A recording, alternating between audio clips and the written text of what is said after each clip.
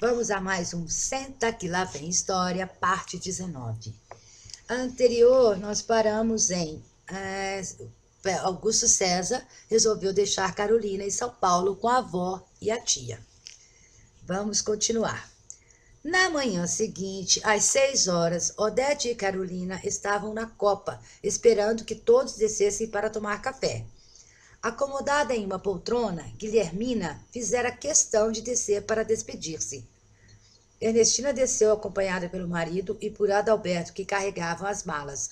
Vendo-as, Augusto disse: "Não precisavam se levantar tão cedo. Já nos despedimos ontem. Mamãe não deveria sair da cama." "De forma alguma", protestou Guilhermina. "Estou doente, mas não estou inválida. Quero aproveitar a companhia até os últimos minutos.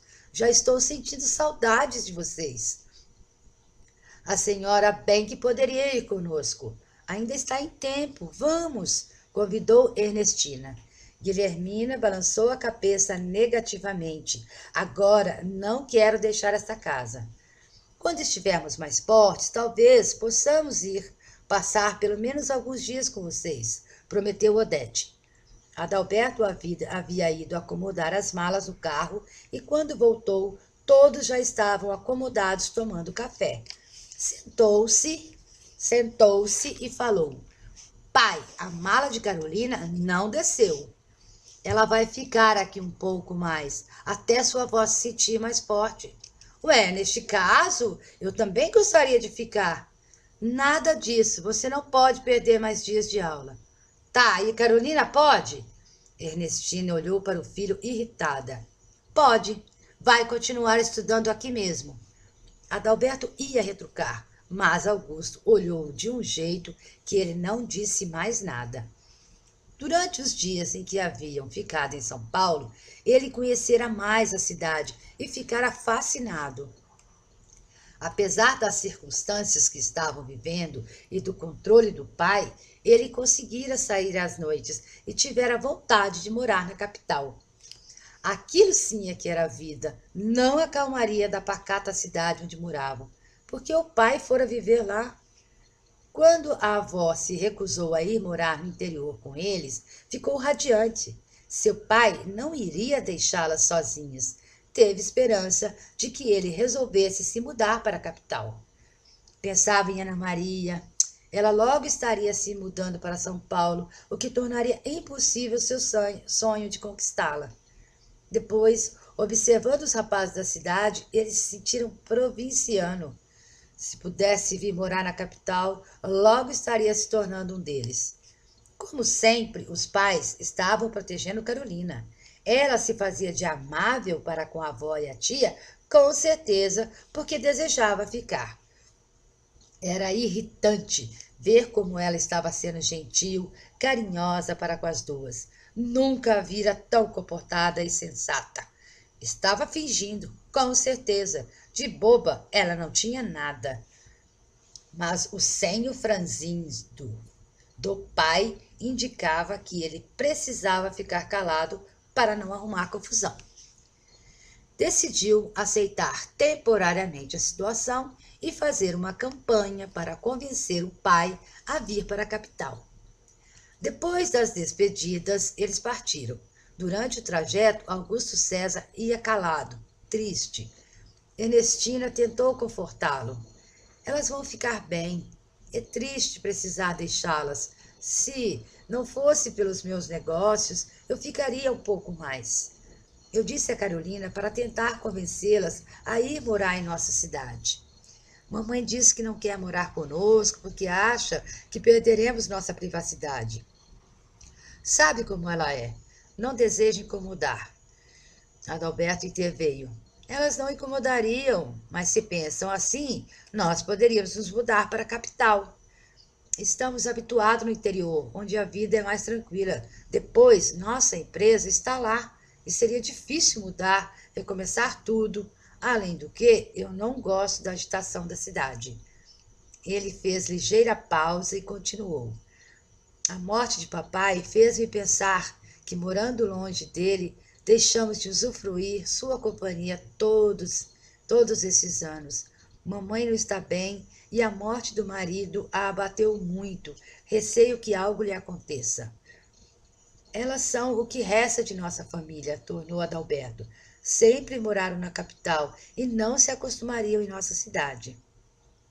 Por que diz isso? É uma boa cidade, eu adoro, respondeu Augusto. Estive observando, as pessoas da capital são diferentes no falar, no vestir. Diante dos rapazes de lá, eu me sentia um provinciano. Eu gostaria de ser como eles. Depois, estou certo de que logo nos acostumaríamos. Mudar para São Paulo está fora de cogitação. Deixar a calmaria de nossa cidade seria acabar com a nossa paz. Para Carolina e para mim, seria uma forma de procurar um futuro melhor. E eu não gostaria de me tornar um advogado apagado em uma cidade do interior. É na capital que as coisas acontecem. Eu não penso assim. Vocês terão uma vida muito melhor no interior. Adalberto se calou, mas naquele momento prometeu a si mesmo que assim que fosse maior de idade, o pai, querendo ou não, ele se mudaria para São Paulo. Já em casa, depois do jantar, Adalberto se preparava para dar a sua volta pela cidade quando Augusto o chamou para uma conversa. Não pode ser amanhã? Perdi muitas aulas e combinei ir à casa de um colega para me atualizar. Não vou demorar, sente-se. Vendo-o acomodado, Augusto continuou. A morte de papai fez-me pensar. Tenho boa saúde, mas não sei como será daqui para frente. É meu dever prepará-lo para a vida. Para que essa conversa agora, papai? Você vai viver muitos anos, tenho certeza. Pode ser, mas aprender é sempre bom. Por esse motivo, a partir de amanhã, você começará a trabalhar em nossa empresa. Vou ensiná-lo a cuidar dos nossos negócios. E a faculdade? Você vai de manhã, como sempre foi, e depois do almoço, vai comigo para o escritório. Quando vou estudar? À noite, nos fins de semana. Vou estipular um horário e terá de cumpri-lo como qualquer outro funcionário. Não sei se conseguirei. Há muitas matérias para estudar, trabalhos para fazer. Conseguirá sim. Receberá um salário que ainda vou avaliar. Adalberto tentou fazê-lo mudar de ideia, porém Augusto estava determinado. Você é inteligente e estou certo de que conseguirá fazer tudo. Você não é mais uma criança, é um homem. Precisa saber o preço das coisas e o valor do trabalho. Se alguma coisa me acontecer, você saberá cuidar de si mesmo e de sua mãe. Ele tentou contornar. Mas, pai, farei isso depois de me formar. Enquanto isso, terei tempo para me dedicar inteiramente aos meus estudos. Nada disso. Eu deveria ter feito isso antes. Está decidido, você começa amanhã. Adalberto não insistiu. Sabia que quando seu pai tomava uma decisão, não voltava atrás. Suspirou resignado, concordou e saiu. Foi à praça e encontrou Romeu. Romeu estava junto com um monte de amigos. Ele se aproximou, depois dos cumprimentos, saciou a curiosidade dele sobre o que tinha visto na capital. Ele deu asas ao entusiasmo, exagerando um pouco. Depois ele e Romeu deixaram o grupo a pretexto de Adalberto inteirar-se sobre as matérias da faculdade durante sua ausência. Romeu era o seu colega de faculdade. Assim que se viu sozinho com um amigo, quis saber se as garotas haviam sentido sua falta. Tem visto Ana Maria? Ela perguntou por mim. Não falei com ela, mas Sônia quis saber onde você estava. E eu acho que foi para contar para Ana Maria. Vai ver que ela sentiu minha falta. Estava louca para saber onde eu estava, mas gosta de fazer esse difícil. As mulheres são assim mesmo, estão sempre dissimulando. Ana Maria pode ser, mas Sônia é diferente, sincera, simples. Pelo jeito você está apaixonado mesmo. Estou, não nego. Ela é demais. Tem visto a Áurea? No domingo à tarde eu estava na sorveteria com a Sônia e ela entrou como amiga. Como você sabe, elas estudam no mesmo colégio. Começaram a conversar e acabaram se sentando em nossa mesa. Ela perguntou por mim? Não, mas eu contei a ela que o seu avô faleceu, que você ainda estava na capital. E ela não disse nada. Eu pensei que ela fosse se interessar, querer saber quando você voltaria, mas não perguntou nada, nem se interessou muito. Ouvi dizer que ela estava apaixonada por você, mas acho que não é verdade. Sabe como é? Esse povo fala muito. E eles falam demais mesmo, respondeu ele, tentando esconder a raiva. Aquela menina petulante era muito antipática. Seria muito bom poder dar-lhe uma lição. Onde já se viu? Ele só se aproximara dela para fazer ciúmes, Ana Maria. Só porque ele demonstrara um pouco de interesse, ela julgava-se no direito de fazer-se de indiferente. Depois de mais um pouco de conversa, Adalberto despediu-se do amigo. Chegou em casa desanimado. Estivera fora tantos dias e naquela cidade nada havia mudado. Tudo continuava igual, uma rotina sem graça, onde nada de novo acontecia. Ele queria mesmo era ir morar em São Paulo. Decidiu que iria insistir com o pai. Caso ele não concordasse, assim que se formasse, iria mudar-se, mesmo contra a vontade do pai. Os dias foram passando e a rotina da família continuava como sempre. Augusto César fora ao colégio onde Carolina estudava e conversara com o diretor, que o informou que seria difícil conseguir que ela prestasse os exames apenas no final do ano letivo. Para formar-se, ela precisaria ter o número de presenças necessária. Sem isso, não poderia ser aprovada, ainda que fosse bem nos exames. Aconselhou-o a trazer de volta para que não perdesse o ano. Augusto chegou em casa nervoso, preocupado. O jeito era trazer a Carolina de volta. E então? Indagou Ernestina. Nada feito. O colégio não pode fazer o que pedi. Aconselhou-me a trazer Carolina de volta para que não perca o ano. E ele suspirou triste e continuou. Elas se apegaram tanto a Carolina e não vão querer que eu traga de volta. Mas se não há outro remédio, vou ligar para a mamãe e saber como estão. Foi para o escritório, sentou-se e ligou. Odete atendeu. Depois dos cumprimentos, ele perguntou: como está a mamãe? Muito debilitada. Carolina tem sido muito dedicada. Todos os dias agradeço a Deus por ela ter ficado. Mamãe apegou-se tanto a ela, você precisa ver.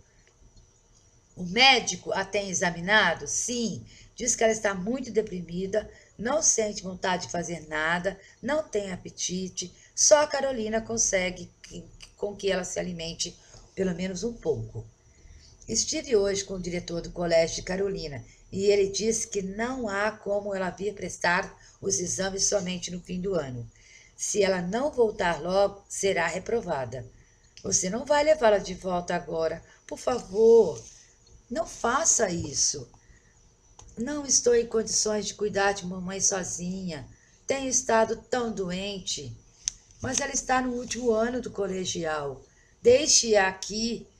Amanhã mesmo eu vou procurar um bom colégio para ela, o melhor de todos. Por favor, deixe-a ficar. Não nos tire esse conforto. Você nem precisará preocupar-se. Eu mesma pagarei todas as despesas e tomarei conta dela como se fosse minha filha. Augusto hesitou. Não sei. Não queria que ela ficasse longe de nós tanto tempo. Tudo seria muito mais fácil se vocês resolvessem vir morar aqui. Mamãe não vai concordar. Vocês têm sua privacidade e nós a nossa. Não queremos incomodar. Neste caso, compraríamos outra casa perto da nossa e vocês viriam para cá.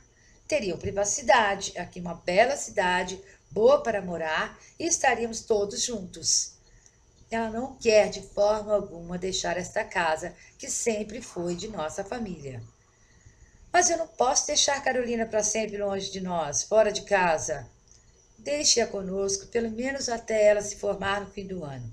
Até lá, posso tentar convencer mamãe a ir morar perto de vocês. Acho que conseguiria? Prometo que tentarei. Com o tempo, mamãe vai melhorar e então tudo vai se tornar mais fácil. Será apenas até o fim deste ano. Por favor. Augusto ficou pensativo por alguns instantes, depois disse: Está bem, mas só até o fim do ano. Você tem de me prometer que cuidará que ela estude para não perder o ano. A esta altura, mudar de escola, ter outros professores, outro currículo, pode ser muito difícil para ela. Vamos ver nos próximos capítulos se será muito difícil para ela. E aí, tá gostando? Então, bora lá curtir, compartilhe. Tchau, até a próxima!